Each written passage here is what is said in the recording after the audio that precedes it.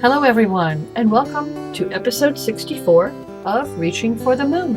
Hello and welcome to Reaching for the Moon, presented by Everglades Moon Local Council, Florida chapter of Covenant of the Goddess.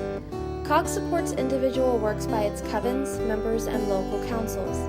It's a vibrant network of a myriad of Wiccan and witchy resources, religious support, friendships, service opportunities, and more.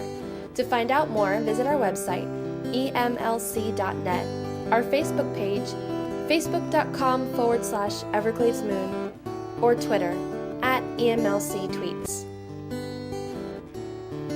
Hello and welcome. This is Lady Bridget, and we have a great episode for you today. We have Pandie's Pagan Project. She's going to bring you a craft on making the moon phases several different ways.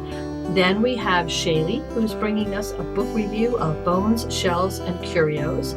So if you're the kind of person who likes to do divination at this time of year, this is a great book for you to pick up. And then we have a flip.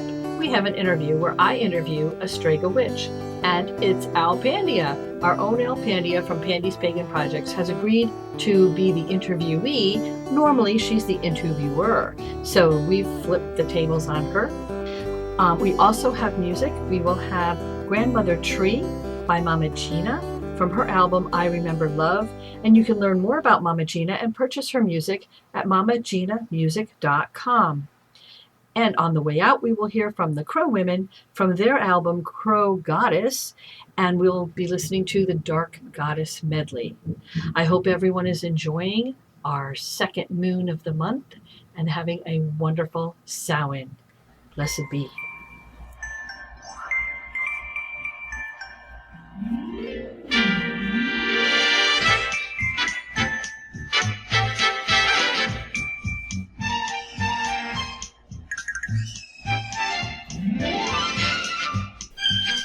Hey everyone, this is Alpandia, and it's time for another one of Pandie's Pagan Projects. This month we'll be making lunar wall hangings, with or without the new crack that's been found. That's entirely up to you. There is a good chance that you can make these items with things that are already in your house. I've been experimenting with different materials, and each one of these, while it has its own unique challenges, it has also its own way of making each project amazing. I'm going to run through 3 different methods of making these, starting with my favorite, sculpy or air dry clay, then some paper mache because I wanted to get messy this month, and finally cardboard. You can also make these with just paper, canvas, felt, even sponges. I would love to see how you work your moon magic. We're going to start off with making clay moons. To make our lunar art out of clay, you will need enough clay to make as many moons as you're going to use, one for each phase of the moon you'll be making. When I did my project, each time I did 5 phases. You'll also need a skewer or a pointed stick, a crumbled up ball of aluminum foil, aka our secret ingredient, any paints you may want to use to decorate your moons, unless you're using a clay or sculpey that already is the colors that you want, a sturdy stick or a dowel, and twine. The first thing I would recommend, regardless of which of the methods you use to make these, is to have a moon phase reference guide handy. If you are like me, the lunar phases at different phases go sort of sideways in your head, and you may end up with incorrect phases like I did on my first run through that did not have a guide. With your guide handy, separate your clay into the number of balls that corresponds with the number of phases you'll be making. If you're using air dry clay, be sure to keep your hands moist as you go through, which will help prevent cracking. Flatten those clay spheres into hockey puck looking discs, trying to make them as even as possible with each other. When I was making my circles, I used the lid from a mason jar to not only trace my circles, but give me a good reference for depth as well. Now we're going to give our moon some craters, and this is where our secret ingredient, aluminum foil ball roll, comes in handy. Roll that ball across the surface of each moon. You'll magically see craters and dips forming that mimic the surface of the moon. I know, blew my mind. If you're using air dry clay after you roll your foil, you can use wet fingers to smooth out the hidden or dark parts of your moon phase. If you're using sculpy, you can either smooth these out with your fingers or a silicone tip tool, or simply mark out the demarcation line of the moon phase ahead of time and don't foil over those sections. When you have your moons looking the way you want, gently pierce them through their side wall with your skewer. Keep in mind that you'll want a hole that is big enough for the diameter twine you're using to move through, but also not so big that you have to make a giant knot the size of the actual moon at the bottom to keep your moon phase from falling off. Allow your moons to dry according to the manufacturer's instructions. If you're using air dry clay, I found that you would have to turn your moons to keep them from having little wet spots while they dry. Once everything's dry, break out your paints if you're painting them and paint them however you want. I found that I achieved a really nice effect by painting the whole moon black and then dry brushing over it with white. This way, the black paint stayed in the craters and gave a really lovely contrast to the lunar surface rather. But you can do whatever you want with yours. I almost made rainbow moons, but I wanted to go classic old school moon here. While your moons are drying, you can also work on your hanging rod. Since I was using pre-cut dowels and not sticks that I found in my yard this time, I painted them pretty blue and silver because, I mean, it is the moon, right? String your twine through the holes in your moons and tie a sturdy knot at the bottom. Then tie your twine to your stick or dowel. I set up mine so that each phase of the moon hangs at a different level, with the full moon in the center, and it was the lowest. But this is your lunar cycle, and you can put them all in one row, you can make a wave, you can make a triangle that goes the other way, whatever you want. Now, we're going to work with paper mache. This is super fun, but also super messy. So make sure you have something down to protect your surface. You may also want some gloves if you're the type of person who doesn't want to get your hands super dirty. I'm using super a lot. This is because it's a super moon. I know it's a bad joke. Anyhow, to make paper mache moon hangings, you will need your favorite method of making paper mache, whether that's glue and water or flour and water. You'll want to make enough of it so that you can cover the number of balloons that match the number of phases you want. Also, tip I found on the internet, add salt to your paper mache, especially if you're using the flour method, because this will prevent your paper mache from molding, which is something I didn't know could happen, but apparently can. You'll also need the paper for your paper mache, whether that's old newspaper, computer paper, paper towels. I pre-cut mine into strips because I didn't want to be cutting paper or ripping paper with ooey gooey hands. You'll also need balloons or whatever you're going to paper mache on to make your moons, with enough again for the number of moon phases you'll be doing. You'll need a bit of glue, whether that's hot or Elmer's, and then paint our dowels and stick and twine. To begin, mix up your paper mache mix, making sure to work out any lumps, and add your salt. Blow up your balloons and start to dip the paper into the paper mache mix and then lay them on top of your balloons. Smooth as you go, covering the entire surface. You'll want to ensure that your layers cover each other and that you don't have any gaps. Be sure to also smooth out any seams with extra paper. Place your balloons on a covered surface to dry. Depending on where you live and the humidity of your house, this could take a day or more to dry. When I did these, we were in the middle of what I've been calling a monsoon season here in Florida, and it took forever for these to dry, even with the AC running, because it was just raining every day. So just keep an eye on it. You may also need to turn your balloon about midway through so you don't end up with a soft spot in your paper mache. Once they're dry, you can either paint your moons while they're still on the balloons, which I found a little easier, or pop the balloons and then paint. Either way, you need to take the balloons out, right? So do it whenever you want.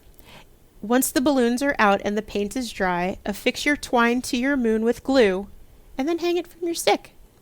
Paper mache moons not only make fantastic wall art, but they also look wonderful suspended from the ceiling too. Finally, we're going to do the easiest one, and this is cardboard. If you're like me, you've got a bunch of Amazon boxes because you've been buying stuff online during quarantine, and now what do I do with all these boxes? We're going to make moons for our families and friends. To make our cardboard moons, you'll need cardboard, a stencil, which is where, again, my handy dandy mason jar lid came in handy, paint, or printouts of the moon phases that are the size of your stencil. If you're doing the moon phase on the printouts method, you'll also need glue. And again, you'll need twine, our stick and our dowel. And for this project, you can either attempt to skewer through the cardboard if it's corrugated cardboard, or you can use a hole punch or heck, a nail in a board, right, to make a hole through your moon. If you're using moon phase cutouts, glue them to your cardboard. If you're painting, trace out your moon shapes and then paint your moons. Cut your moons from the cardboard, then punch a hole in the top of each of your moons and run your twine through them. Then attach them to your dowel. The end. That's 3 different methods to make moons, boys and girls. Once your moons are created, I would recommend hanging them in a window or taking them out into the evening to soak up lunar energy. If you're a witch who works with moon water, you can anoint your materials prior to starting. You can add your moon water to any of the steps that involve a liquid, whether it's into the paper mache medium, whether it's into the clay as you work it. You can also use the smoke from your favorite lunar incense to bless them. Charge these items in whatever method feels right to you. Then hang them on the wall and enjoy. May the blessings of the moon smile down on you always. Blessed be.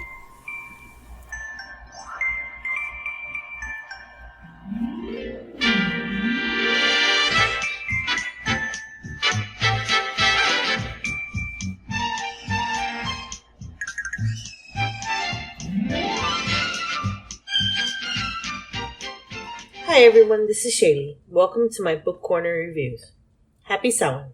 In this podcast, I will be reviewing Bones, Shells, and Curios, a contemporary method for casting the bones by Michelle Jackson. If you've ever wanted to learn how to read the bones, this might be the book for you. For those of you who attended EMLC's Turning the Tide Festival last year, this book was presented in the workshop Bits, Baubles, and Bones, an Intro to Bone Throwing Divination, offered by PK. I attended the workshop and enjoyed it so much that I picked up a book and a set of bones too. This book was published in May of 2014, so it's a few years old. It's 96 pages long. The overview, straight from Amazon's website, says, Bone reading is an ancient method of divination practiced throughout human history in various forms by diverse world cultures. Bones, Shells, and Curios describes a method of bone divination that is intuitive, personal, and accessible to all. Using bones and other small objects, you will learn how to assemble, care for, and read your bone set. Sample readings are provided that show you how to interpret actual readings step by step. Lavishly illustrated by the author, this book will get you started and well on your way to developing a relationship with the bones and with your ancestors. My review. This was a light and simple read. Ms. Jackson definitely makes it easy. The first half of this book is full of explanations of what your tools are, how to care for your bone set, how to build a relationship with your ancestors in the bones, and the ways that you can read the bones. The second half of the book consists of 4 sample readings. At the end of the book, she lists sources for bone reading sets, real animal bones, and further readings. She also includes a list of her teachers. I enjoyed reading this book. Bone reading can sound scary and hard to do, but by the time I finished this book, I thought that with some practice, I can definitely do this. Miss Jackson lists the meaning of over 70 of her own personal pieces, giving you a great start for interpreting the items in your bone bag and how to read them. You will never feel overwhelmed or stressed with the amount of information given, and yet you are given a solid amount of information to intake. This is a great starter book for bone casting with plenty of information to learn. I plan to read this book again as I work through the steps on how to begin reading the bones and creating my own bone journal.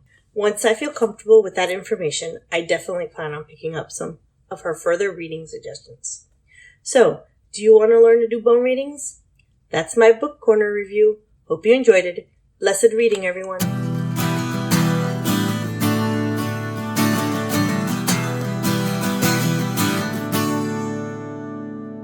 Grandmother stands with her daughters nearby, some of them fallen and some of them true. Depends on the rain and the sunlight that flows, if her footsteps take 10 years or 2. She walks and she reaches her roots and her limbs, embracing the weak on the weak. She journeys from center outward she spins. She travels and ever she stays. She was born of a mother who fell in a storm, a fire that crackled with light. An orphan, she reached for the roots of her kin, as slumbered a long winter's night. She drank in their memories, she swallowed their bones, and awoke in the spring to the sun. Oh, the light that can kill you can also bring hope, and the grandmother she would become. Call her goddess, call her ancient one, the woman who walks in the wood. She is crone of the grove, leaf, root, and limb, and she still stands wherever she stood. The spider, the beetle, the burrowing poke, the coon and the doe and the bear, they leave their mark she erases in time, as if they never were there. The cricket, the frog, the falcon, the wren raise their voice in continuous hum. Their lives are too short for her to attend, yet grandmother tree is their home. Call her goddess, call her ancient one, the woman who walks in the wood. She's crone of the grove, leaf, root, and limb, and she still stands wherever she stood. Now the path has been paved, and the travelers it brings mark their progress in seconds, not years. But their roots will not hold through the aeons, she knows, and grandmothers shed no tears. Or they may revere her or stand at her guard.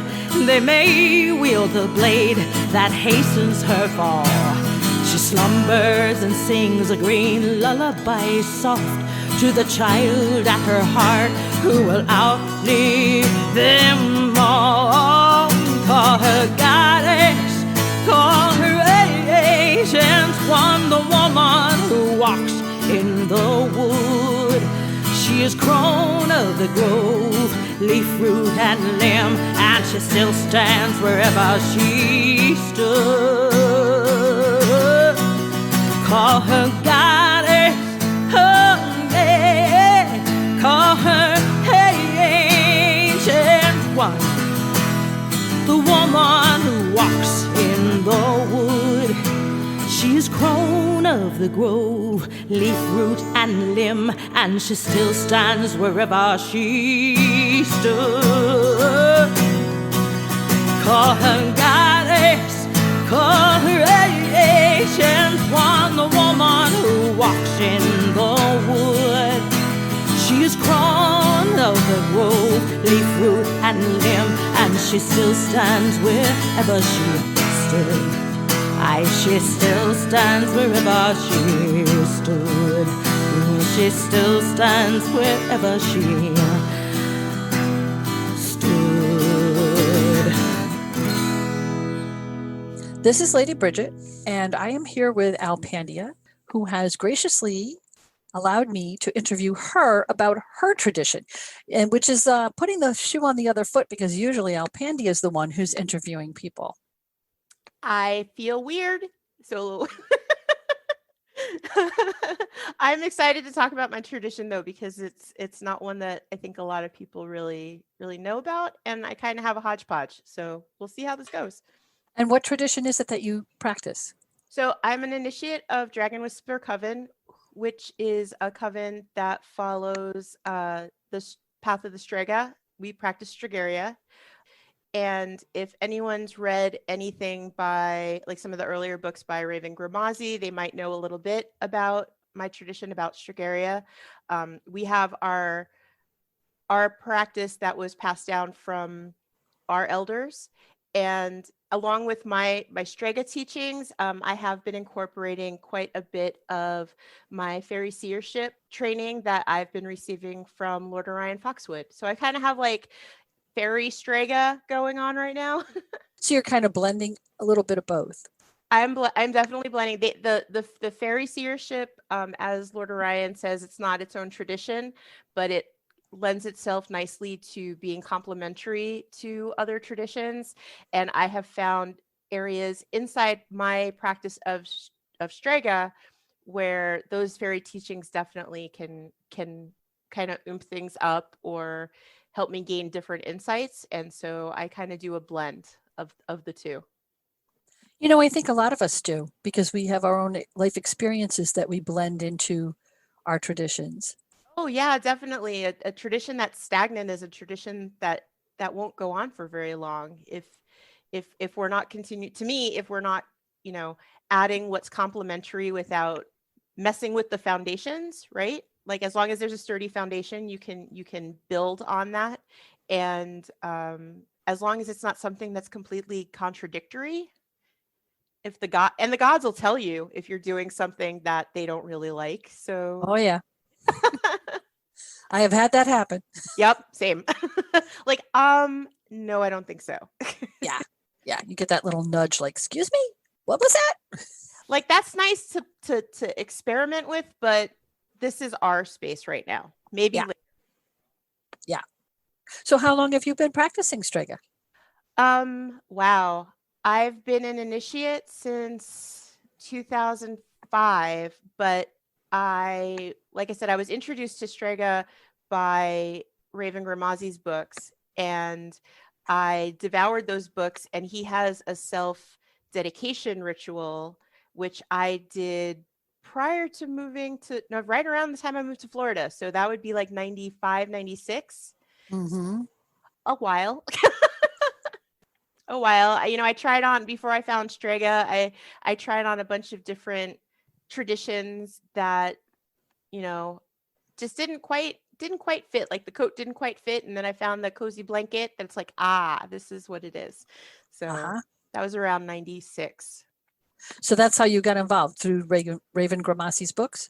Yes, I got involved through Raven Grimazi's books. And when I moved to Florida, I had looked up on the sadly now defunct Witchvox to find yes, Strega groups in Florida, and found one, and that actually was the Strega group run by Don Draconis, who is my high priest, my grandfather priest. Yeah. So he might be your upline. He would be, yes, my upline. I got invited to a Samhain ritual, and that was the first thing that I ever did, and it resonated to me to my core, and that's been my love ever since. Oh, that's so cool. Mm-hmm. So was your tradition actually started by someone, or how does it work?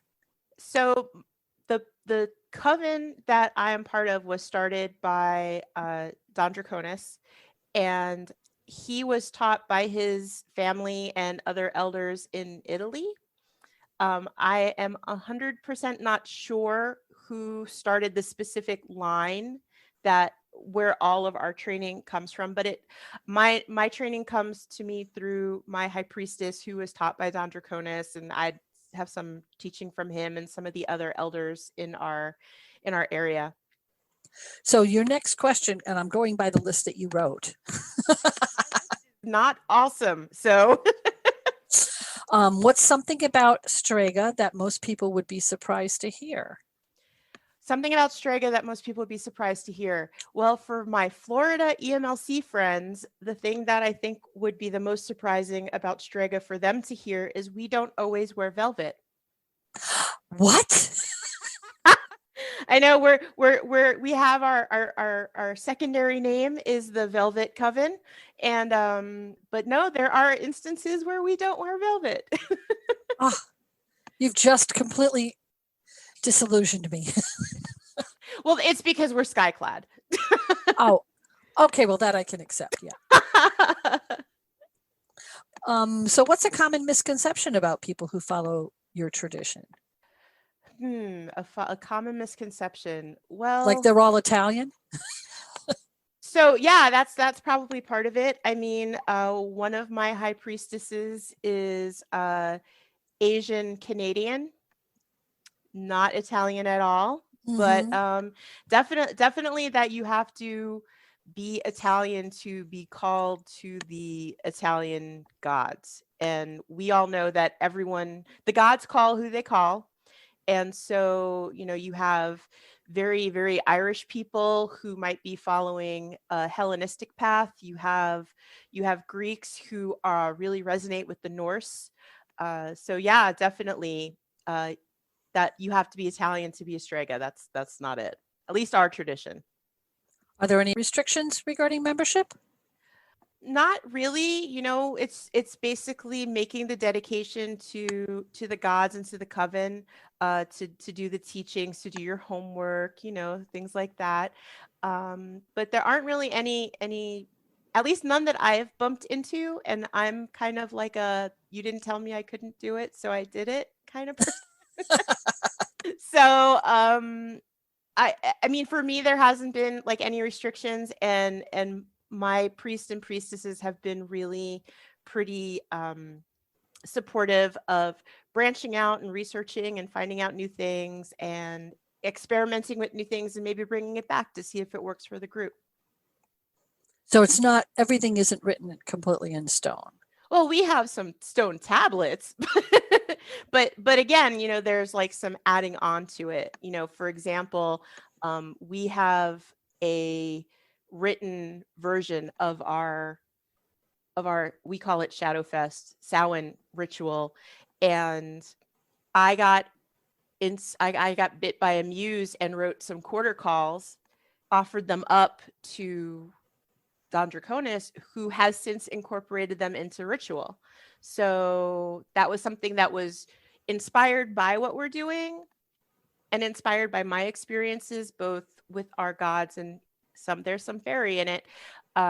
But it was something that he found value to and has added in. So there was room for expansion. Definitely room for expansion. If it fits with the teachings, and you can definitely feel how do you say it? You can feel the hand of the gods in it, if that makes sense. Right.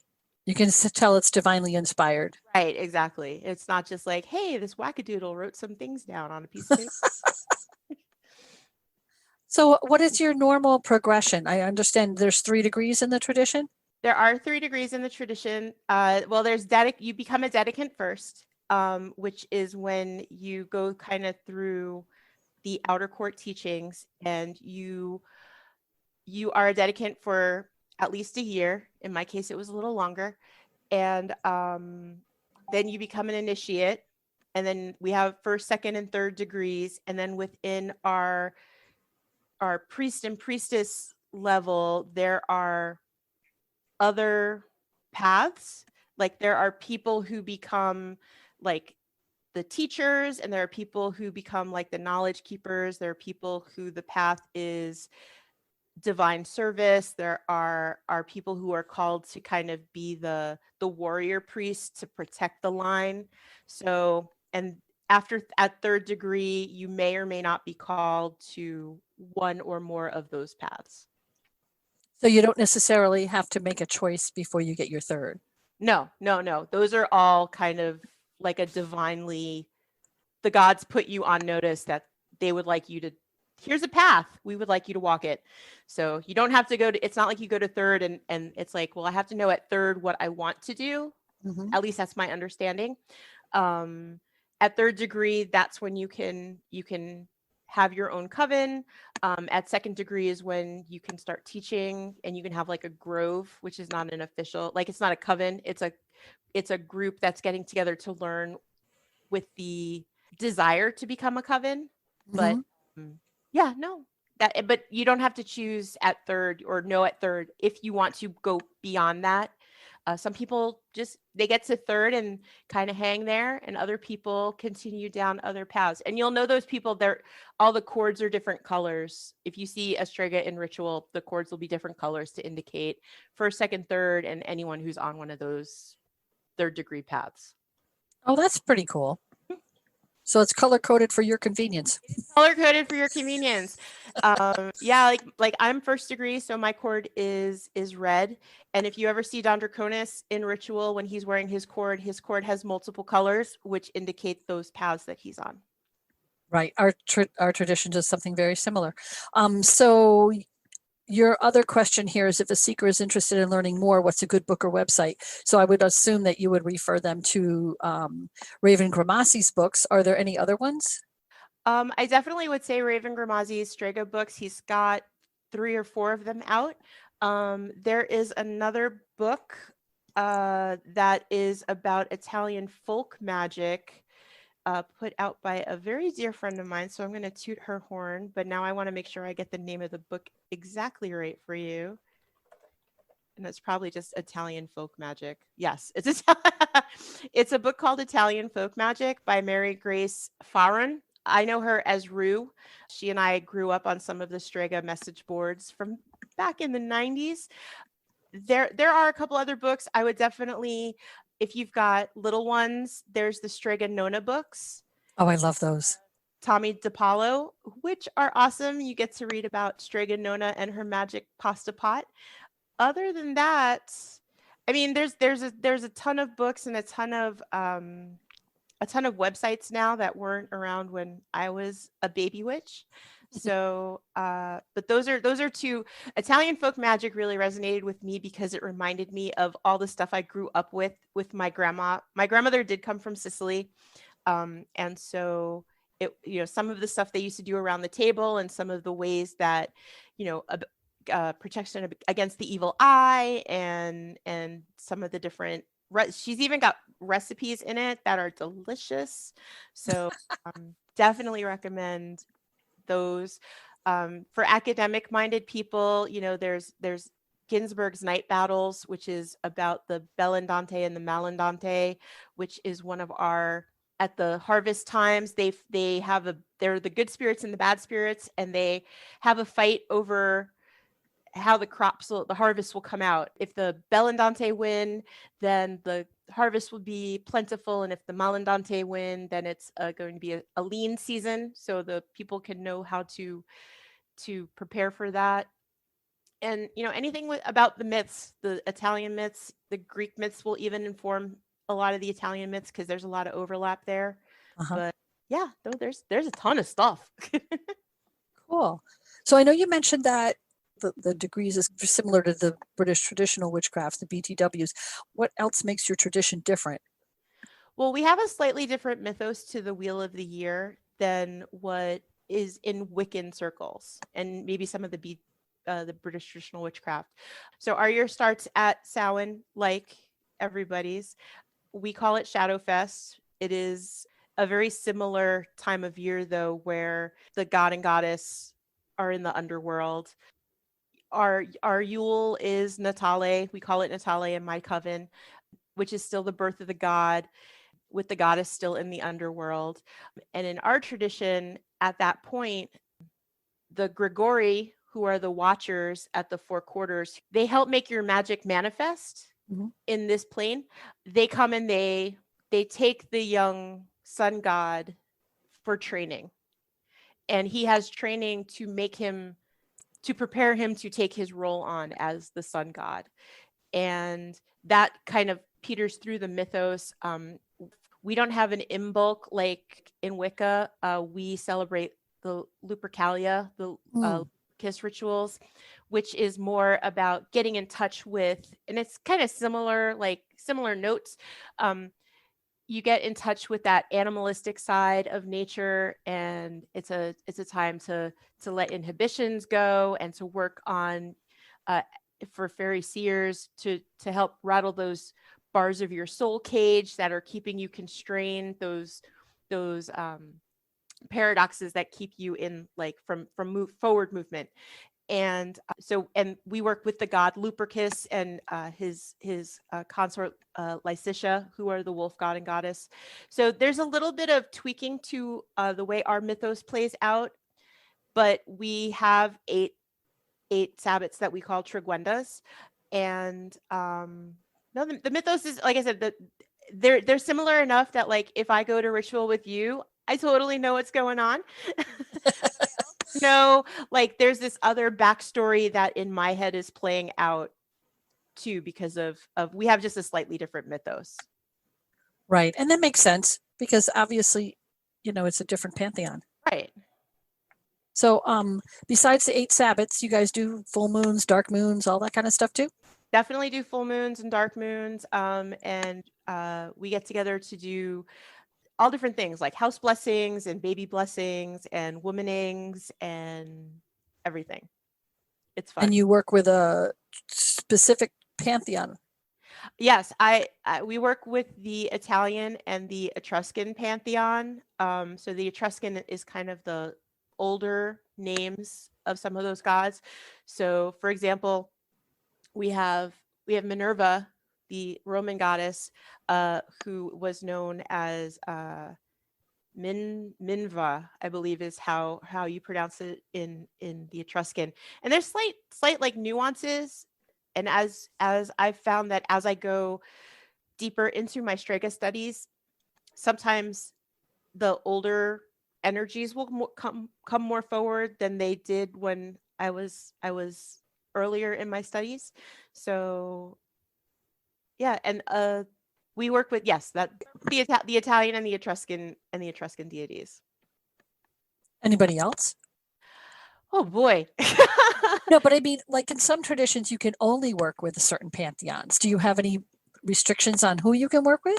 So again, I'm one of those. I'm gonna ask forgiveness versus permission.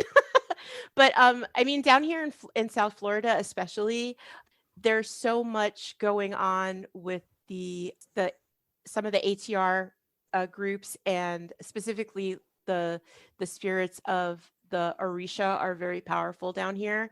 And so, I am not a priestess of or a child of, but I have worked with Yamaya and Oya and some of the Orisha energies, especially around hurricane and storm season.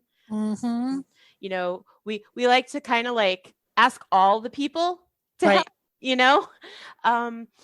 and I've worked with gods and goddesses from other pantheons. Sometimes it's because it's a ritual that I'm attending that maybe I've been asked to assist with.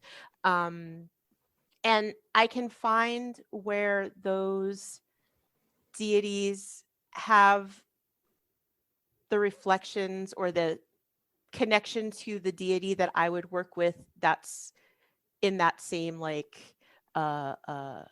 pantheon.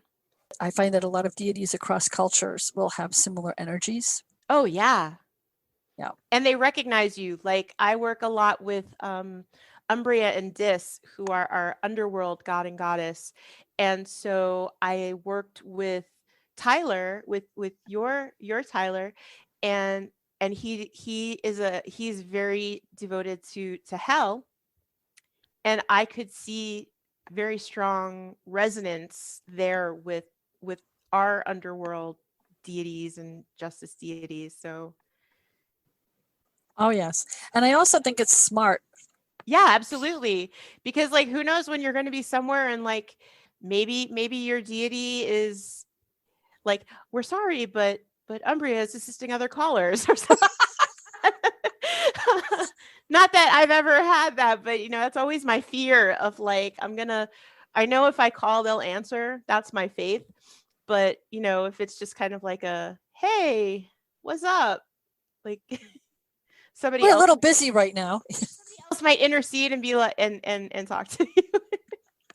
But I think it's also smart because I know when I lived in New England, their land has a completely different feeling to it. And the climate is a completely different feeling. And I resonated with a lot of more mountain thunder gods kind of thing. And then again, moving to a different area, the land has a totally different feel. And I really do believe that there are deities that are attached to where you live. So it's my personal opinion is, you better worship the gods that you are in the pantheon of your tradition, but you also need to acknowledge the gods of the land where you live, in case they're not the same. Exactly. And to me, that's where some of the seership, the fairy seership stuff comes in, because seership has a big emphasis on the genus loci of where you are.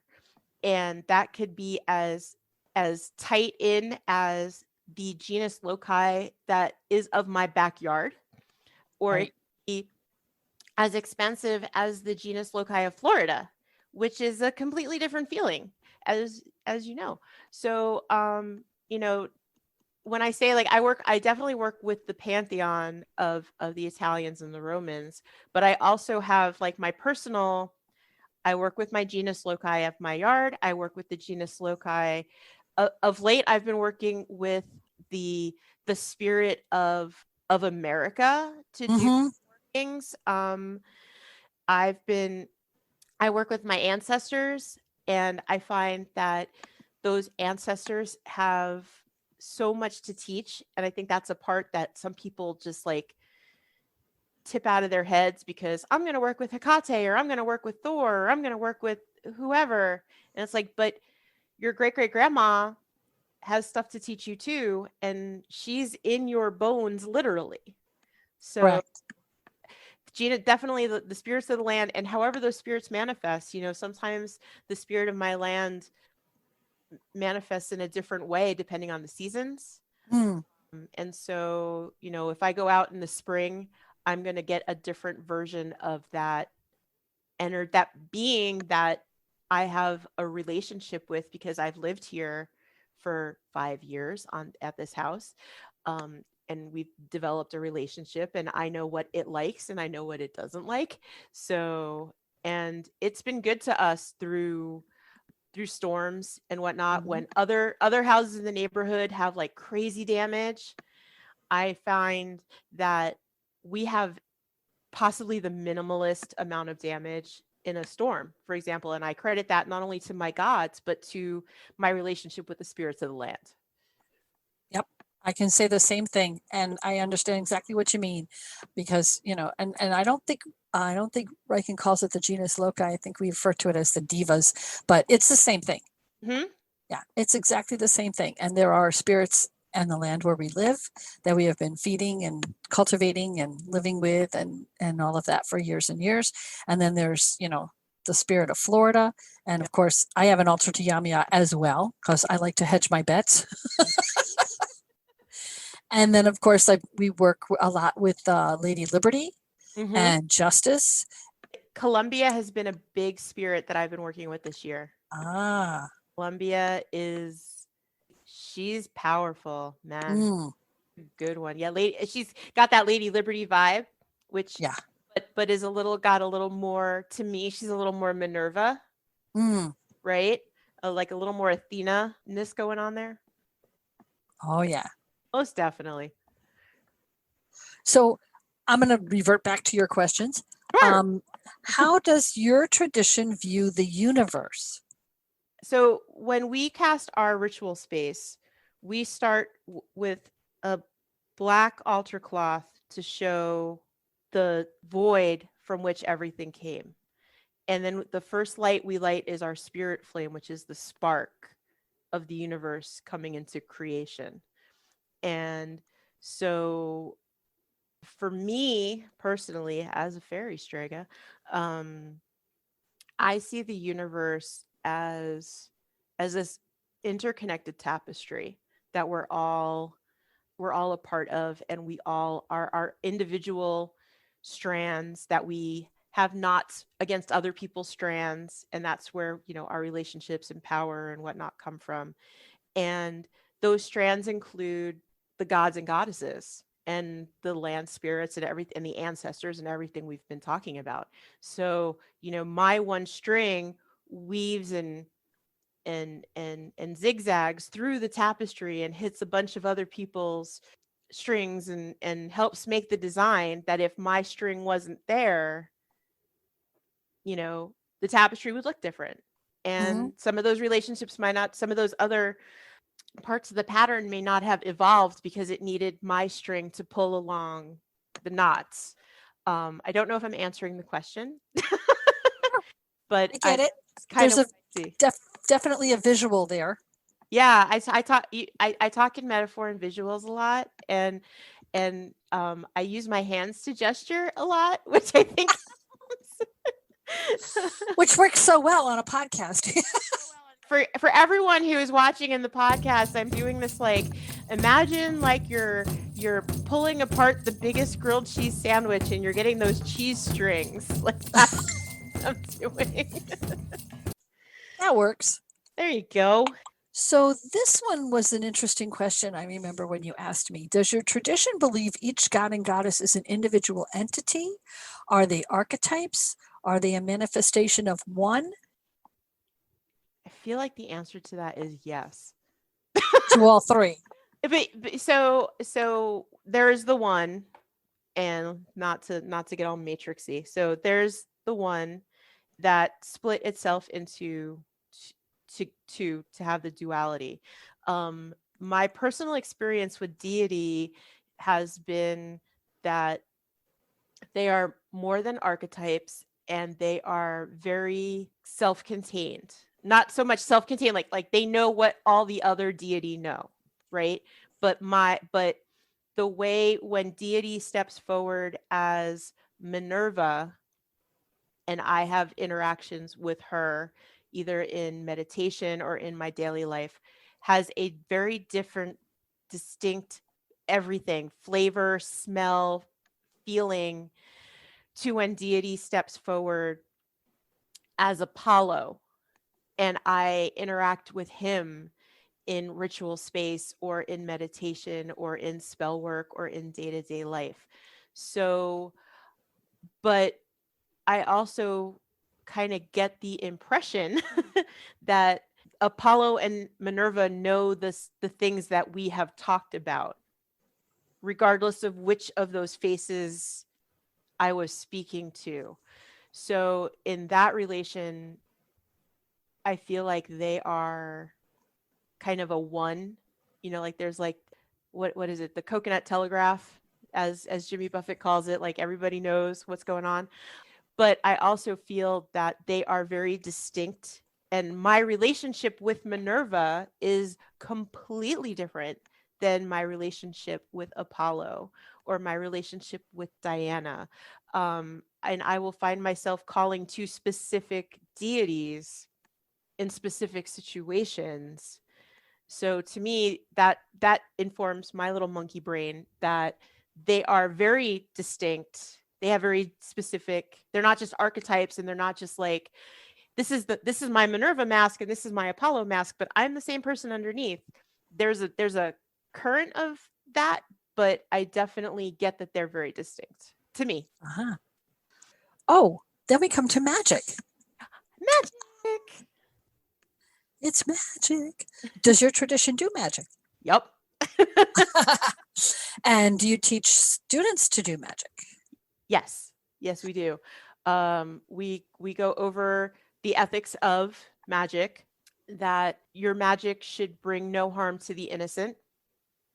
That's a little bit different than the read, isn't it? It's a little different than the read. Harm to none, because at least my interpretation of it is that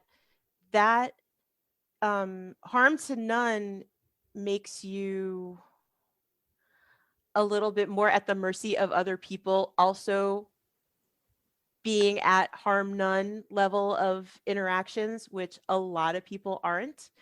For me, and this was even true before I identified as a witch. If you harm someone that's close to me, all bets are off. I'm very protective of my family. I'm very protective of my friends. I'm very protective of my chosen family. And I know of several times where I will be the one holding the grudge, even though maybe the person who was offended has gotten over it. It's like, no, that person did you wrong. Like, it's not going to happen. So I have definitely done workings that some people would say are like shadow work because it might be seen as a little manipulative, but I also try and do it with an understanding that how we teach it is the universe doesn't process a negative like that. Even that statement, it kind of like the negative gets filtered out in the sieve. So if there's a way to attack a situation with like a positive angle, that's what we do. So for example, my favorite spell, if somebody's done somebody wrong, is to dress up a candle for them and ask the god and goddess to take a look at their heart and take a look at their soul and bless them according to what they find. Ew. And before I do that spell, I have to be okay with the fact that this person might win the lottery, because there might be a bunch of good that they're doing that I don't see because it doesn't happen in my presence. So I don't wish ill on people, but I might bless the people around them. But yeah, definitely it's if there's someone who's like hasn't done you harm and isn't like hurting anybody, like you don't do a spell like on that person. And love magic, oi, no. No and, love magic, huh? and to be very, very careful with your phrasing. But also to remember that the universe is going to find its path to get you what you want. So to trust the process. Okay. Not digging up the seed to see if it's sprouted roots yet. No. Yeah. So I've also heard that Stregas don't consider themselves Wiccan.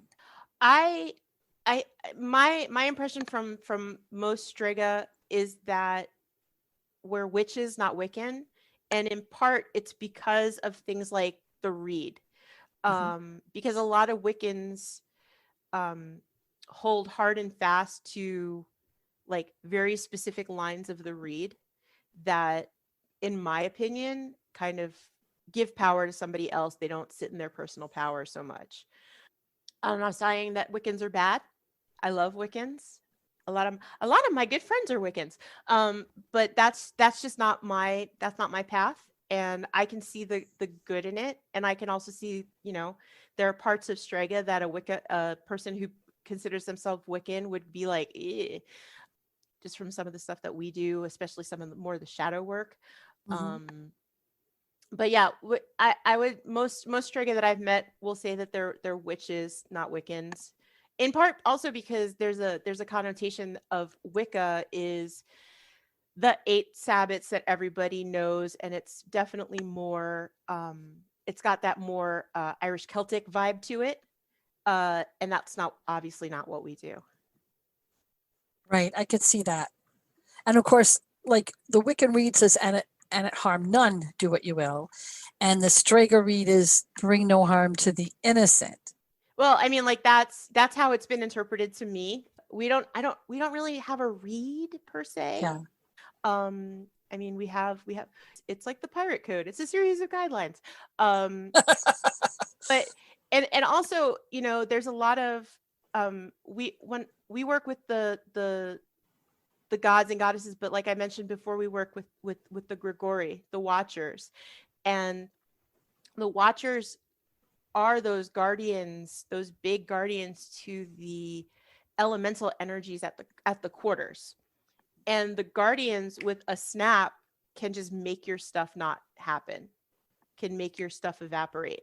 So we build up relationships with the Grigori through ritual and meditation so that we're in vibe with the universe vibe, and what the elements are doing at play, are doing at play in the day-to-day world. So honestly, most of the Strega that I know are really in tune with the universal energies, and our work doesn't often go into that kind of one-off spell work, though we do it. I kind of feel like it's more, I say this about our rituals too, that it's a marathon, not a sprint. So I have been to some Strega rituals that definitely felt like a marathon. Yes.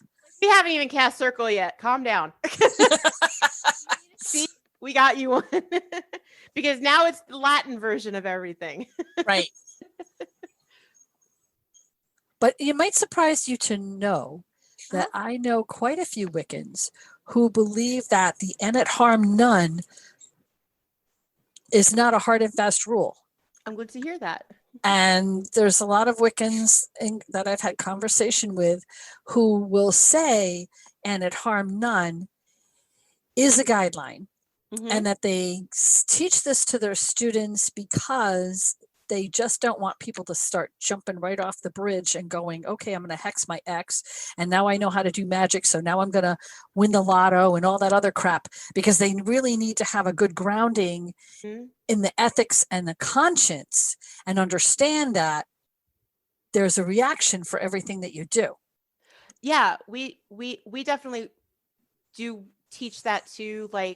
Your spell is that rock that gets thrown into the lake, and it has the ripples, but even once the ripples go away, your rock is still in the lake, and it has changed that lake forever.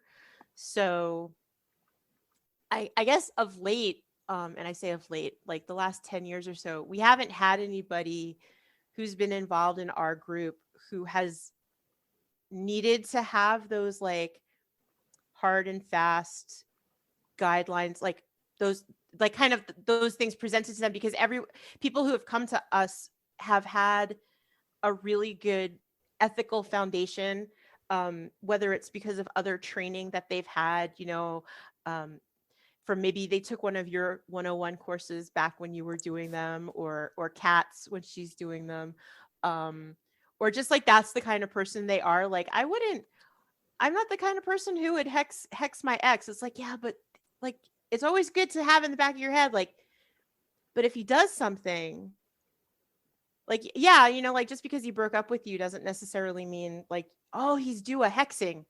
But it doesn't make him a bad person. That doesn't make him a bad person.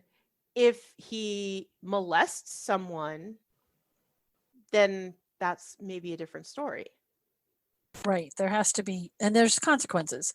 And there's consequences to it. Yeah. And in Strega, we are taught that it's that mentality of you don't cast a spell without understanding that there's going to be there's always blowback, whether it's positive or negative or whatever. Your perception of it might be positive or negative or whatever. So if you're going to cast a spell, you have to be prepared for what you catch. It's the cast and catch kind of thing.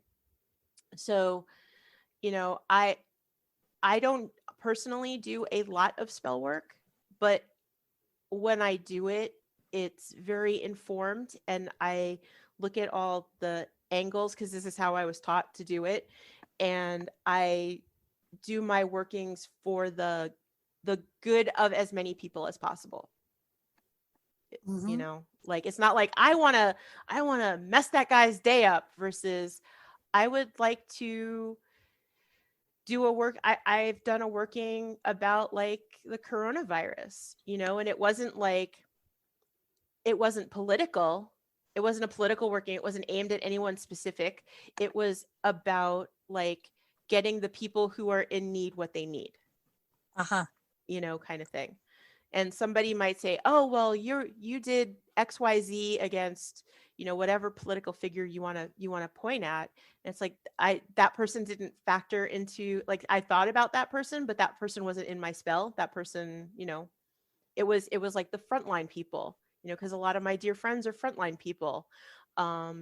And making sure whatever needed to happen happened, so that they got the PPE they needed, and that the people in the hospital got the medication they needed, and they had the support they needed, and however the universe, because the universe is going to follow the path of least resistance, and the universe is going to do it for the good of the most people. So that's how kind of we approach spell work.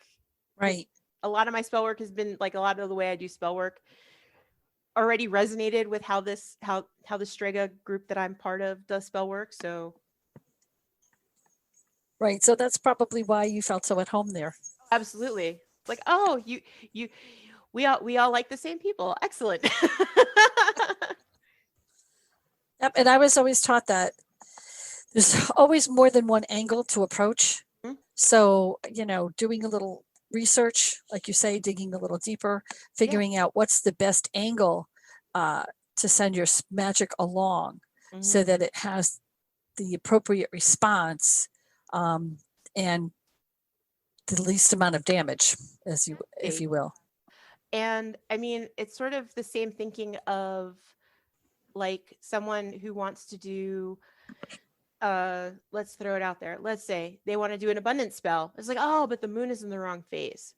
All right, well, look at it from a different angle. If you want to get abundance in a waning moon, maybe you use that waning energy to pull away debt. You use that waning energy to pull away obstacles that are preventing you from getting more money. There's always a different, as you said, there's always a different way to look at it, to see what you can do to generate the most positive change, the most amount of change to the most amount of people. Right.